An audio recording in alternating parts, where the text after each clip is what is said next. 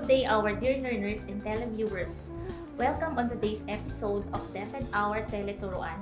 I am teacher Mary Jane Salvador, grade school teacher at Mabini Homesite Integrated School. This day, we're going to study identifying meanings of unfamiliar words through structural analysis, a lesson in English grade 4. In this video lesson, you are going to learn particular steps in increasing your vocabulary with words and affixes. So come, join with me and discover the fun of unlocking words. Let's begin. In this lesson, we will be meeting the following words as we go along. First, structural analysis. Second, the affixes, the prefixes, the root word, and the suffix. Let's talk about structural analysis. When we encounter an unfamiliar word, what we usually do is we consult Mr. Webster Dictionary or we use Google to search for its meaning. But here in this lesson, we can break it down into familiar words to better understand it. And this process is known as using structural analysis. Structural analysis is dividing words into parts to discover what an unknown word means. Unfamiliar words are like lots of puzzles. When we come across the word we don't know the meaning, it helps you to look at it like a puzzle that can be broken apart into puzzle pieces. Moving on with these word parts, many words contain a root, a prefix, and a suffix. Let's define root word. A root word is a base word to which other words are added. Each root word has a specific meaning. Let's proceed to the meaning of prefix. A prefix is a letter or a syllables that is added at the beginning of a word to change its meaning. Just like this one. A prefix is added at the beginning of the root word. And moving on with the meaning of suffix. A suffix is a letter or a syllable that come at the end of the word and change its meaning.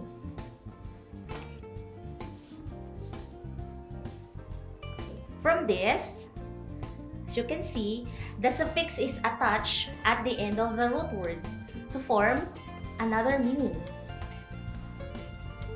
From this illustration, we can further understand what structural analysis is, and we can also define the meaning of affixes.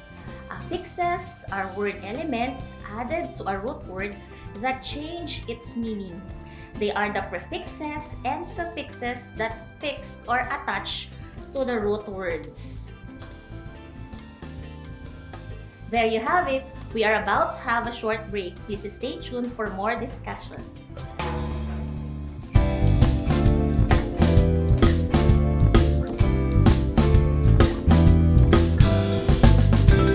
Welcome back to DepEd Hour Teleturuan. Let us continue. Let's talk about prefixes. I have here a story about the first plane. Let's read and identify the prefix words in the story and their meanings. So let's read. The first plane. The first plane was designed by Wilbur and Wright. The day they flew it, it wasn't able to fly high. They knew that the design was imperfect. The brothers were unhappy, but they also knew that flying was impossible.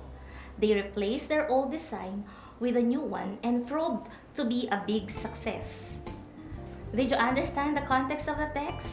From the story, the prefix words are the underlined words. Let us name them one by one. Unable, imperfect, unhappy, impossible, and replaced. Now let's identify the meaning of the underlined words using structural analysis. So what are the prefixes from the given words? And what are the root words? Okay. From the examples, prefixes are attached at the beginning of the root words. The prefixes an and im are prefixes that mean not, and the prefix re means again.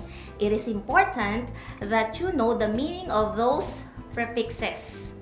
From the word unable, let us analyze it structurally. The root word is able, added by the prefix an, which means not.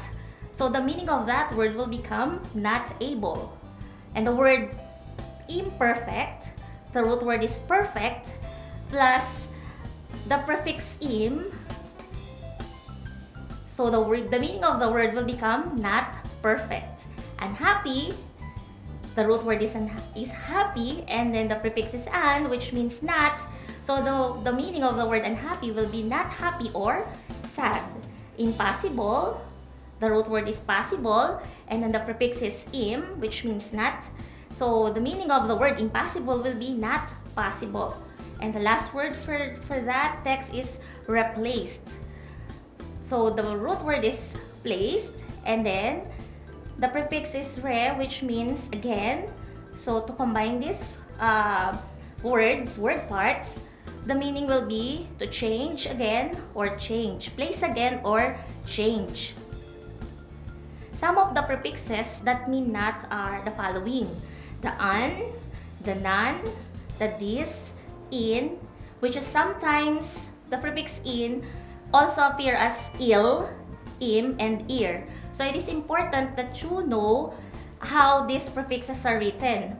Prefixes are written as the prefix plus a hyphen. This means that this word must be added at the beginning of the root word. These prefixes are examples of negative prefixes that when they are added to words, they create a word that means the opposite of the base word. Proceeding with suffixes full and less. Take note how these suffixes are written. A hyphen and then the suffix, which means that they should be attached at the end of the root word. Let us read the following sentences and notice the underlined words, and let us give their meaning through structural analysis. The first one, the sea became peaceful once more. The underlined word there is peaceful. Again, to study the word structurally, the root word is peace, and the suffix is full. The suffix full means full of. And if we combine it with the root word peace, the meaning of the word will be full of peace. Second, the whales were helpless against the visitors. The underlined word there is helpless. To study this structurally, the root word is help plus the suffix less, which means without, okay, is added at the word or the root word and will give the meaning without help. So helpless means without help or no help at all. So let us now answer together the following exercises. Okay, let us give the meaning of the following words. Incorrect. What's the meaning of incorrect? Oh, very good. It's not correct or wrong. Number 2, impolite.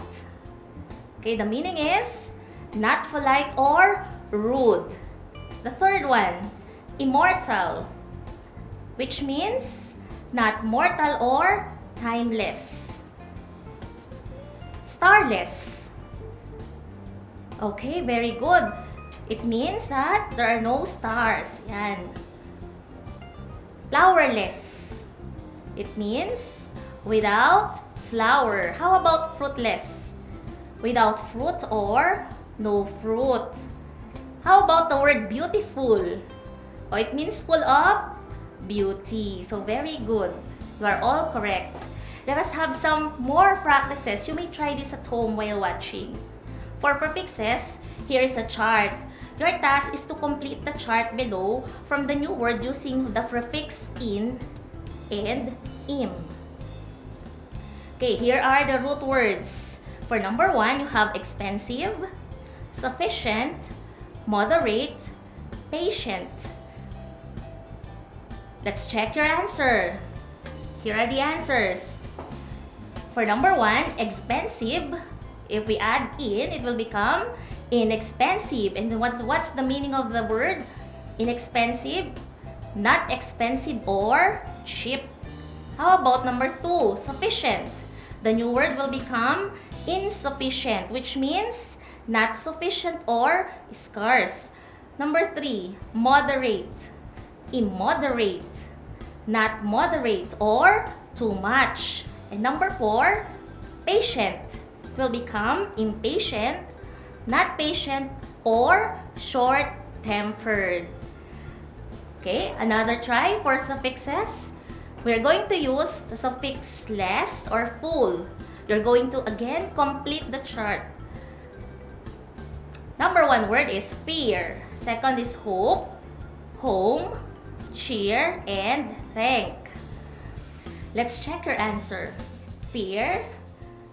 The new word is fearless. Its meaning will be without fear. Okay, we could use fearful or full of fear or no fear. Hope, hopeful, which means full of hope. And then hopeless, without hope. Home, homeless, without home. Cheer, cheerful or happy.